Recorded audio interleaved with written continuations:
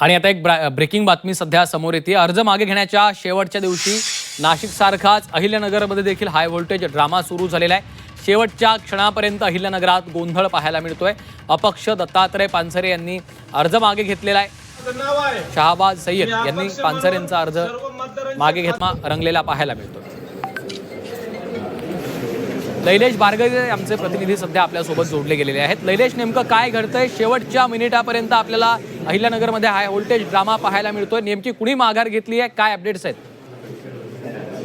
अहिल्यानगरच्या या विधान परिषद निवडणुकीमध्ये अर्ज मागे घेण्याच्या शेवटच्या क्षणापर्यंत मोठी चुरस पाहायला मिळाली। शेवटी तर गोंधळाची परिस्थिती देखील निर्माण झालेली आहे। प्राजक्त तनपुरे हे भाजपचे उमेदवार आणि त्यांच्या सोबत शेवटी दत्तात्रय पानसरे हे अपक्ष उमेदवार दोनच अर्ज राहिलेले होते आणि दत्तात्रय पानसरे यांच्या वतीने एमआयएमचे नगरसेवक शहाबाज सय्यद यांनी त्यांचा उमेदवारी अर्ज मागे घेतला शेवटच्या क्षणी। मात्र आपण शहाबाज सय्यद यांना प्राधिकृत केलं नसल्याचा दावा करत दत्तात्रय पानसरे यांनी जिल्हाधिकारी कार्यालयात ठिय्या आंदोलन सुरू केलं आणि आता त्यांचे जिल्हाधिकाऱ्यांसोबत चर्चा सुरू आहे। हा माझा अर्ज वैध ठरलेला आहे आणि मी कुठल्याही प्रकारे कोणालाही अधिकार दिलेला नाहीये मागे घेण्याचा, असा दावा देखील पानसरे यांनी केलेला आहे। आणि या अजूनही